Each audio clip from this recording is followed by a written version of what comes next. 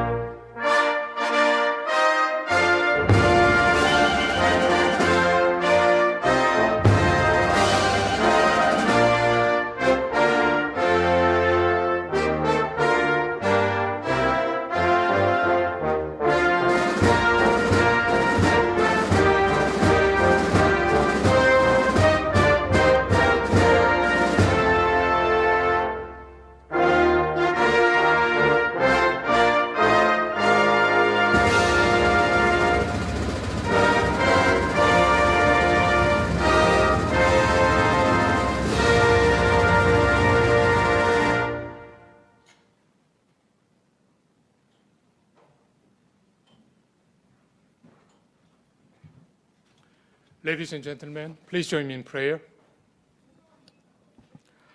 Almighty God, our eternal Father, and this morning we come to you with a deep gratitude in our heart for all the gifts you give us each day, family, friends, loved ones, and our great nation. Lord, today our hearts are filled with happiness as we come to celebrate the faithful service of our acquisition legend, who embody excellence and dedication with outstanding innovation during countless challenges. The decade of great service and proud accomplishment of our Army acquisition community continue to be a great inspiration to us. Father, please continue to bless and use them in your vision and dreams for peace and prosperity of our country and people. Father, we also take a moment to pray for the men and women walking throughout the world today to support and defend our mighty nation. May your hands of protection surround them and their families. For all these things we pray in your most holy name. Amen.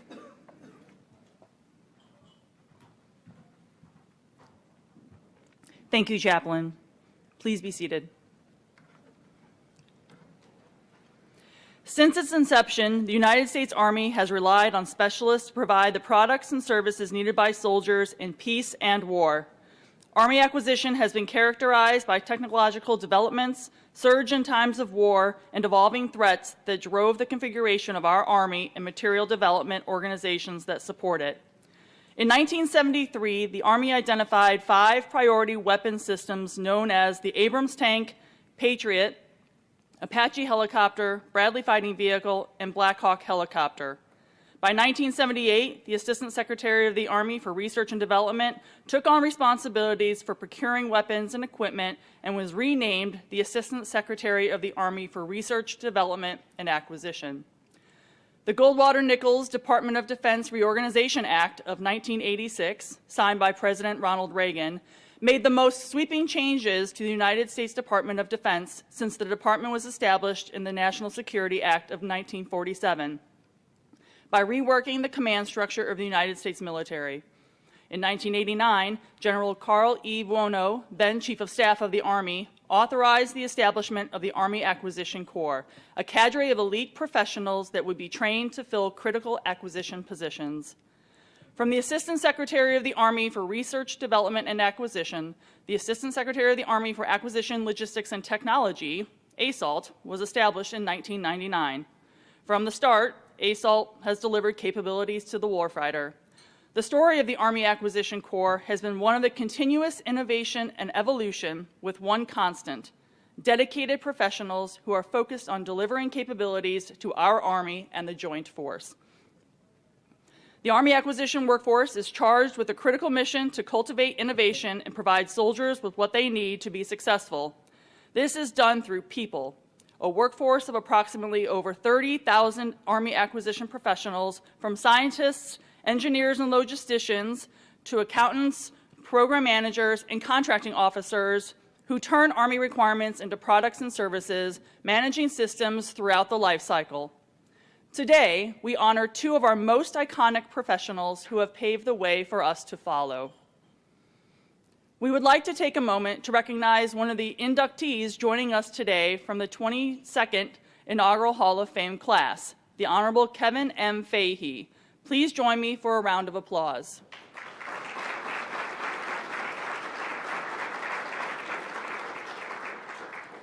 Thank you, Honorable Fahey. The video you are about to view will show highlights from last year's inaugural Army Acquisition Hall of Fame induction ceremony.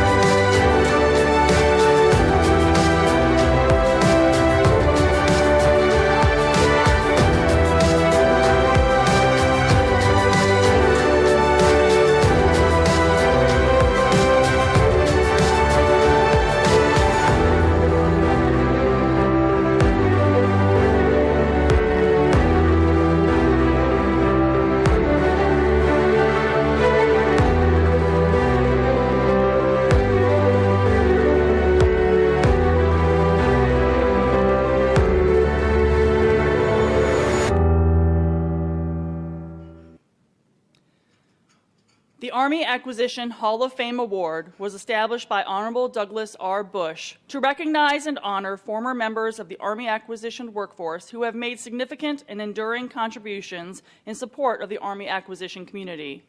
The program's intent is to preserve the legacy of the acquisition community and inspire a sense of heritage, honor, and pride throughout the workforce. Ladies and gentlemen, please join me in welcoming our host for today's ceremony, the Honorable Douglas R. Bush.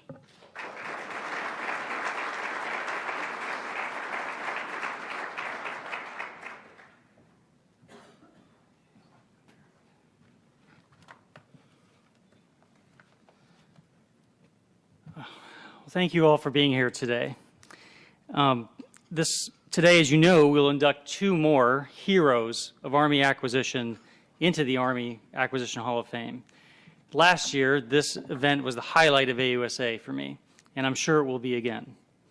And just like last year, I am humbled by this opportunity to recognize these two outstanding men who contributed so much over so many years to the mission we all try every day to achieve, getting our nation's finest men and women the very best equipment so they can do their missions for the nation.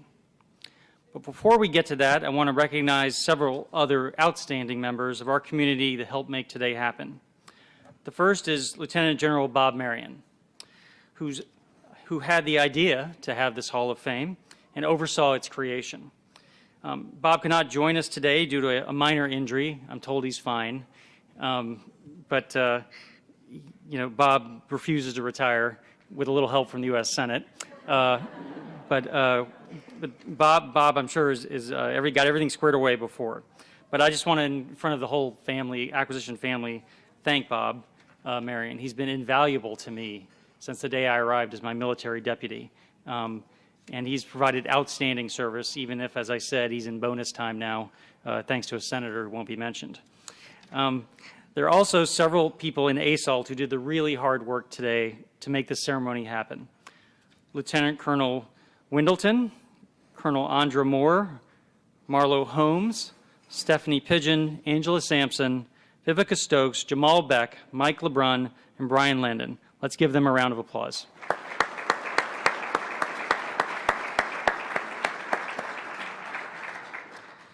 And finally, I want to acknowledge the many current and former leaders of our community who are here today, including, of course, our great Undersecretary of the Army, Gabe Camarillo, who is now, up on the third floor with the fancy people, but he was one of us as our principal deputy and remains a extremely meaningful and valuable member of the acquisition family. So, sir, thank you for honoring us with your presence.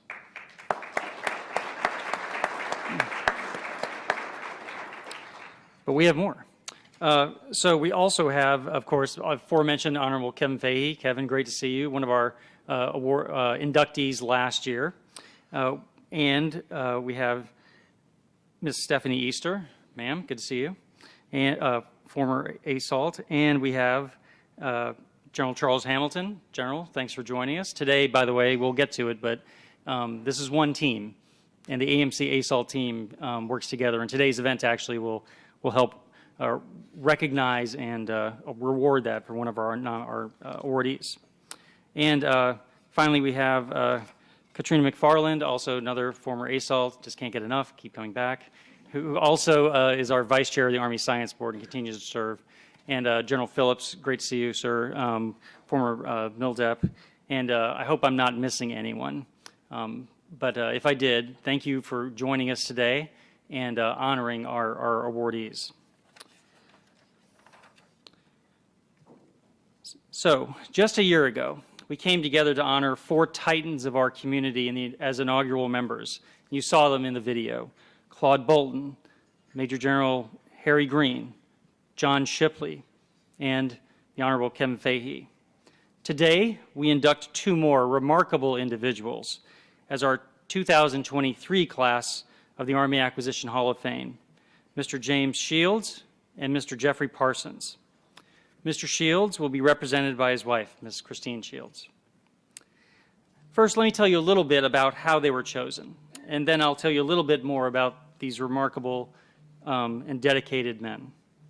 The Army Acquisition Hall of Fame is open to former acquisition workforce professionals who served a minimum of 20 years in federal service and have been retired or separated from service at least 1 year.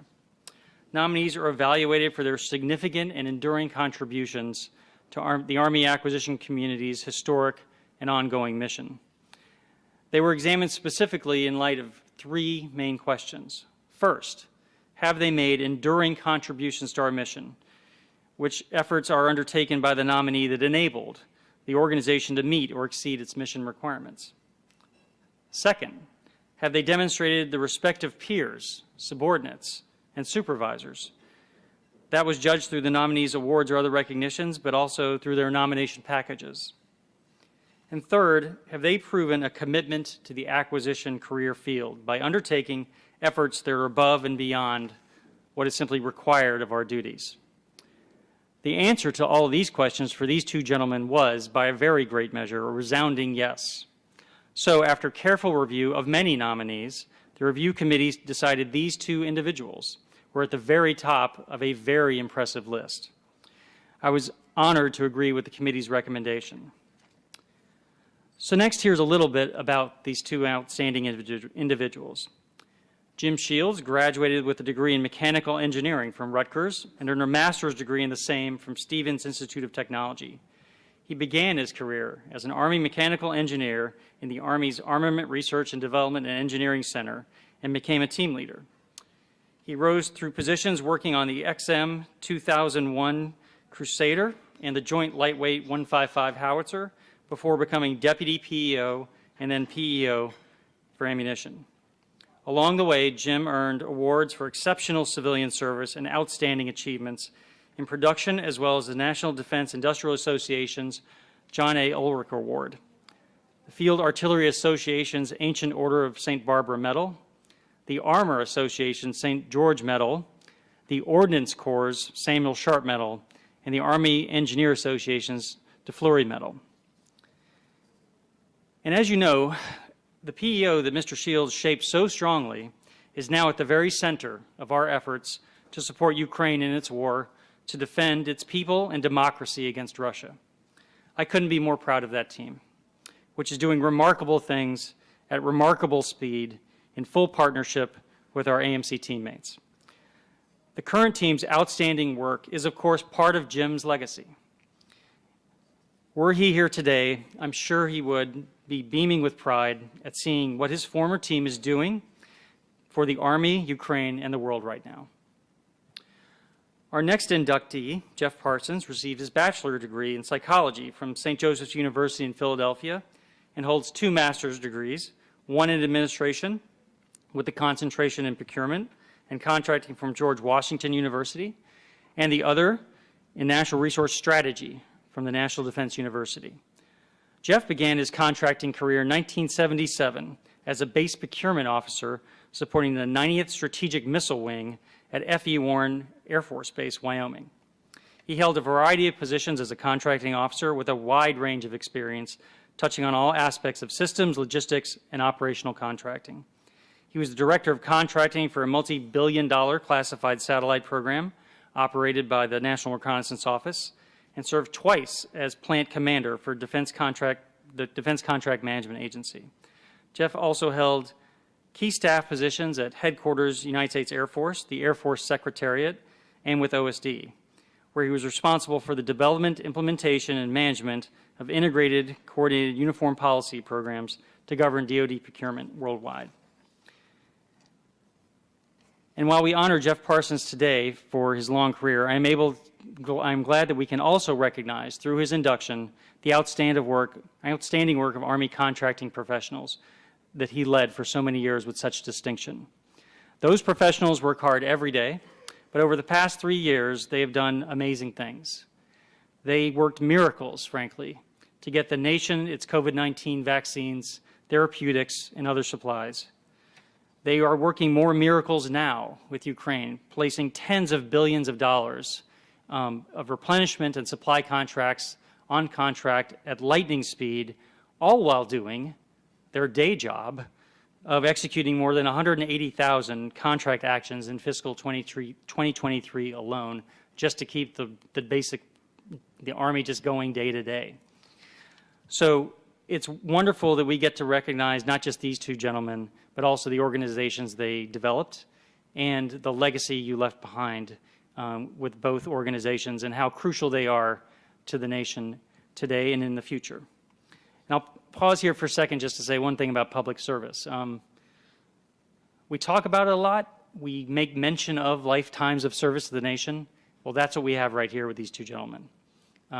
You rarely see it, but these are literally men who dedicated their entire adult lives to the service of their country. They did it in these roles I describe, and there are many ways to serve, and these are 2 great ones. And there's nothing wrong with working for defense industry. Hey, someday I might even work there myself. It's not looking for a job, unless Mr. Camarillo decides otherwise. But it is something easy to forget, but important to recognize. There is a nobility of public service that it's really important to remember. And today, through honoring these 2 outstanding gentlemen, we get to uphold that value and applaud it and maybe rededicate ourselves all a little bit more to that hard work we do every day. Tons of the teammates are here in the room to make things happen for our Army. So in just a few minutes, it will be my honor to induct Mr. Parsons and Mr. Shields into the Acquisition Hall of Fame class of 2023.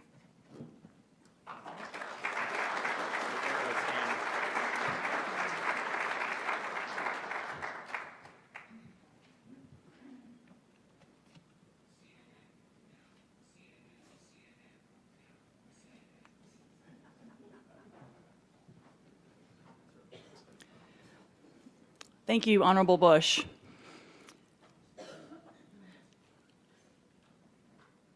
The Honorable Gabe Camarillo, thank you, sir, the Undersecretary of the Army will now join Honorable Bush for the induction ceremony. There you are. Always one step ahead. And accepting on behalf of our first inductee is Mrs. Christine Shields. Mrs. Shields, please join Honorable Camarillo and Honorable Bush for the induction of Mr. James Jim Shields.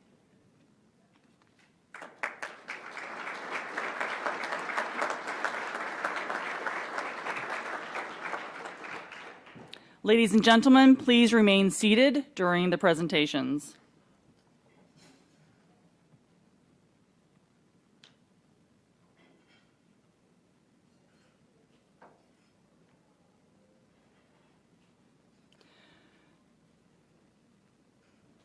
The citation reads as follows. For exceptional leadership, selfless service, and enduring contributions to Army acquisition, Mr. James Jim Shields is hereby posthumously inducted into the 2023 Class of the United States Army Acquisition Hall of Fame. Mr. Shields exemplified a sustained commitment to excellence and had lasting significant contributions to the Army ammunition enterprise, the Army acquisition profession, and the community. Mr. Shields had a noteworthy positive impact on the combat overmatch capabilities of our nation's warfighters and our allies, having served with distinction for 35 years. His profound and enduring contributions supporting the nation reflect great credit upon the United States Army and honor the Army acquisition workforce. Signed, the Honorable Douglas R. Bush, Assistant Secretary of the Army, Acquisition Logistics and Technology, and Army Acquisition Executive, and Lieutenant General Robert L. Marion, Military Deputy, Office of the Assistant Secretary of the Army for Acquisition Logistics and Technology, and Director, Army Acquisition Corps.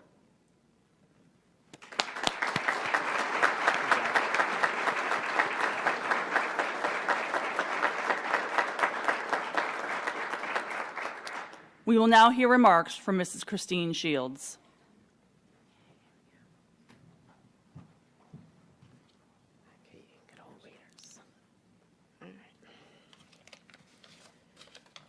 Good morning, everybody. Let me begin by thanking those at Team Picatinny and beyond who nominated and endorsed Jim for this distinction, and the Honorable Douglas R. Bush, who recognized his achievements in the acquisition community and confirmed his nomination. Jim should be here to accept this honor.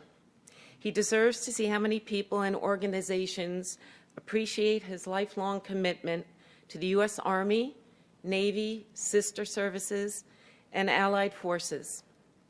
He was dedicated to delivering the most effective and reliable munitions and ammunition to the American soldier and joint forces when and where they were needed. The logistics he managed were complex and dynamic, constantly ongoing. Proof of that was the hole he made in the couch we once owned. Jim's elbow created a hole in the armrest of the couch from the countless hours he spent typing away on his laptop after dinner. The hole only got worse when that same elbow propped up his arm that held his hand, that held his head as he fell asleep trying to watch TV after closing his laptop for the night. Jim would have continued providing his time and expertise to help keep our armed forces at the ready. Honors such as this will keep his name and his accomplishments alive and motivate others to continue pushing the envelope and going above and beyond in their commitment to this country and our warfighters. Jim was a caring and committed person in all facets of life. He worked hard and he played hard. He worked hard for every grade he earned, even if that meant retaking a class. He was committed to every employer and every job he held. He even strapped on a pair of cross-country skis once to get to his job in Hackensack when all the roads were closed due to a snowstorm. He dedicated himself to every sport he participated in and every team he played on. Go Vets. And he gave 100% to his family and friends. I couldn't be prouder to be here to accept this award on his behalf and to share this honor with his sister Claire, who is here with me today. Jim's parents, Jim and Ellen, emigrated from Scotland to give their family a better life. Jim and Claire were the first Shields to obtain college and advanced degrees, achieving significant success in the public and private sectors. Grandma and Grandpa, as I call them, are with us today, beaming with pride and joy. My parents, Andre and Lillian, emigrated to this country from Belgium for the same reasons. Both families arrived within 6 months of each other. Who would have thought that many years later, I would run into Jim at a Rutgers bus stop and begin a beautiful life and partnership together. Jim lives on in our daughters, Sarah and Julie, who are both in the science field. One teaches it, and the other applies it daily. Although Jim traveled significantly for work, we parented as a team. He took pride in their accomplishments, hurt when they hurt. He taught them the value of commitment and resilience. As long as you give 100%, you will have no regrets. Jim continues always to be a part of our conversations. I am amazed by what Jim accomplished in his career, starting as an entry-level mechanical engineer at RDEC, which is now called DevCom, and retiring the equivalent of a 2-star general. Throughout his career, I was never quite sure what he was doing, as the Army uses acronyms like they're going out of style. I was usually lost after the 3rd acronym was used in a speech when I attended an event. It was at his retirement luncheon that I realized how far-reaching of an impact he had on the military world. He never tooted his horn. He didn't stand on formality. He appreciated and learned from the people he worked for.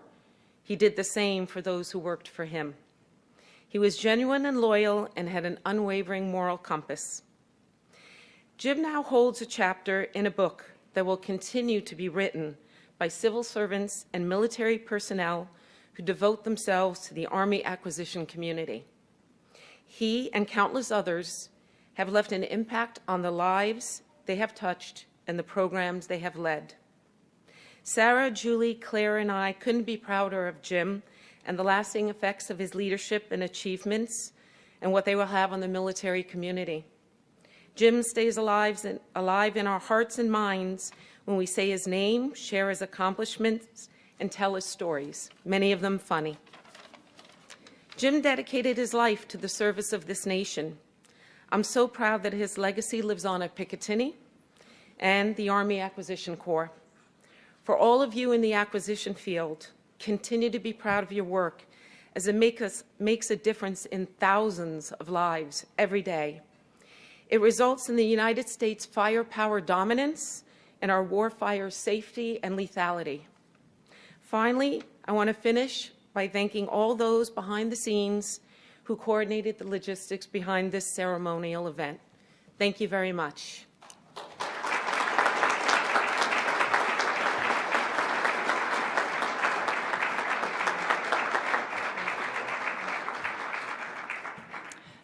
Thank you, Mrs. Shields.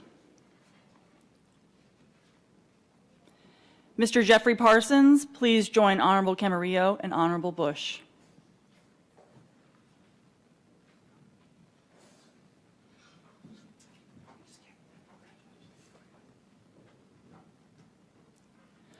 For exceptional leadership, selfless service, and enduring contributions to Army acquisition, Mr. Jeff Parsons is hereby inducted into the 2023 Class of the United States Army Acquisition Hall of Fame. Mr. Parsons was the first executive director and senior leader of the United States Army Contracting Command and went on to forge a unique global contracting enterprise of over 6,000 military and civilian contracting professionals. From installation support to legacy system sustainment to new system development and production to forward support on the battlefield, Mr. Parsons structured and resourced the Army Contracting Command to be ready for any mission.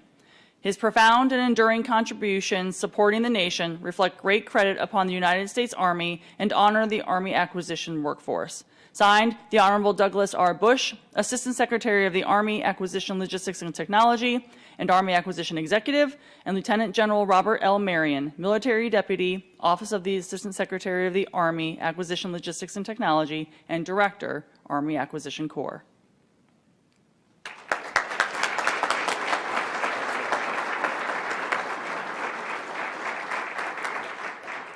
We will now hear remarks from Mr. Jeffrey Parsons. Thank you. Well, good morning. This looks like a friendlier audience than what I used to face on Capitol Hill when I would go. You know. But once again, thank you. Honorable Camarillo and Bush, and actually Gabe and I used to walk the halls together of AUSA back in 2010 timeframe. I told Honorable Bush, I don't think we ever met, but he was probably one of those staffers that was feeding those questions to the congressman that I had to answer to. So those were some memorable days back then. So I really want to thank those that nominated me, too. I think Brigadier General Beeler is back here. She was the one, I guess, that got a bunch of people together to nominate me. I see Brigadier General Lowry here somewhere. There is Doug. Doug was my XO. He was a captain. It's like he made general. So, but Christine told me there were a lot. She had a lot of help with the application. General Dunwoody, General Vi, Lieutenant General Pillsbury, Lieutenant General Phillips contributed, and so did Major General Nichols and Harry Halleck, somewhere here in the audience, I think, back there. So my thanks to all of you. And I think, as most of you know, you don't do these types of things without a strong support from your family. And I am really blessed to have my family here today, my wife, Pam, my daughters, Elizabeth and Maureen and Becky, and my 4 grandsons are here as well. I have Mike and Sid and Jake and Will, and then my close cousin Karen is here as well. So, you know, you don't do these things without a lot of support of family, because many of you know there's long hours, there's a lot of times you're away from the family. So, you know, thank you so much.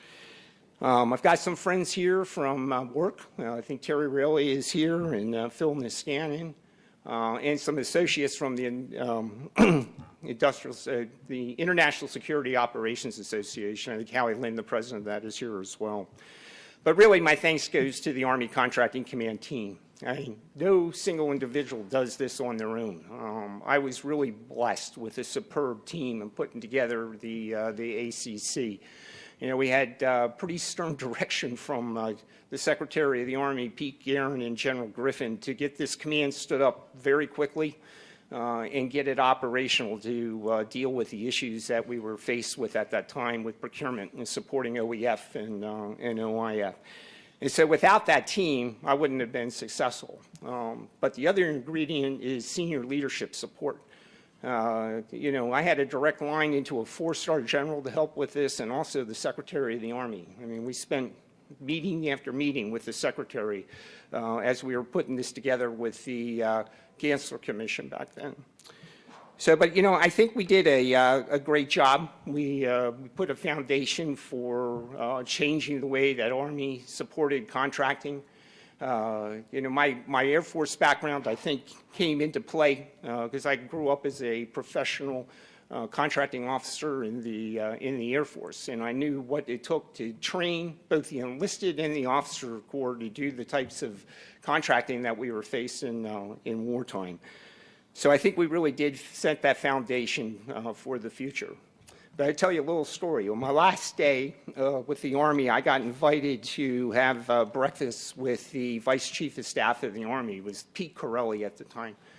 And so we were having breakfast and a lot of good conversation. At the end, he said, "So what is the one thing that worries you the most as you left?" And I said, "Well, I got to tell you something. When I came to the Army from the Air Force, what really impressed me was we would go out on these staff rides, visit all these battlefields. We'd have all these lessons learned, right, about things that the Army had done in the past so we don't do these in the future." But I said, "You know, I got to be honest with you. sometimes the Army doesn't learn too well, because we repeated a lot of the issues that plagued the Civil War. And I said, you do know that an awful lot of the procurement laws that are on the books came from the Civil War. There were commissions on wartime contracting after the Civil War. And I said, and we repeated many of those. So I said, my biggest concern is 5 years after I leave, they're going to start tearing apart what we put together. But I'm glad to see that for the most part, it has not been torn apart. I think that we've, like I said, laid the foundation, and I think we have got a contracting force, both civilian and military, that will support the Army in any type of an operation. So thank you for being here today. Much appreciated.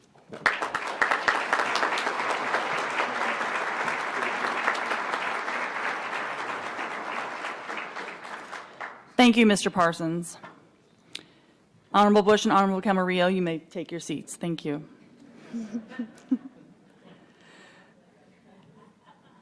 Mrs. Shields, please join Mr. Parsons. Is Mr. Parsons still? Did I tell Mr. Parsons to take his seat? No. Where's Mr. Parsons? Can you please come up here, sir?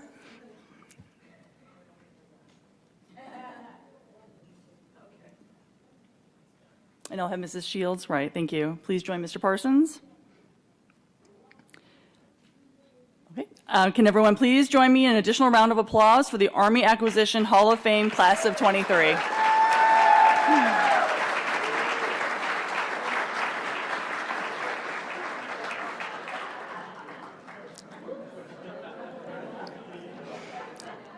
The Hall of Fame plaque will now be unveiled, inducting Mr. James Jim Shields and Mr. Jeffrey Parsons. A rendering of these plaques will be displayed in the Hall of Fame wall outside of ASALT headquarters.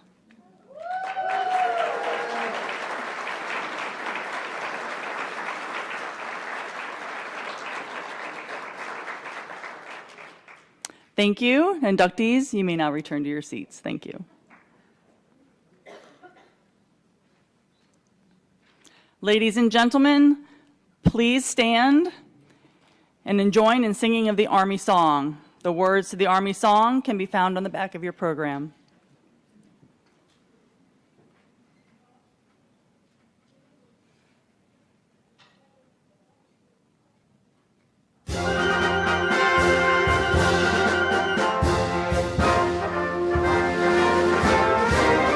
March along, sing a song with the army of the free. Count the brave, count the true, who have fought to victory. We're the army and proud of our name. We're the army and proudly proclaim. First to fight for the right and to build the nation's might, and the army goes rolling along. Proud of all we have done, fighting till the battle's won, and the army goes rolling along. And it's high, high, hey, the army's on its way. Count off the cages loud and strong. For wherever we go, you will always know that the army goes rolling along. Ladies and gentlemen, this concludes today's ceremony. Please come forward and congratulate the Class of 2023 Army Acquisition Corps Hall of Fame inductees. Thank you for attending, and be all you can be.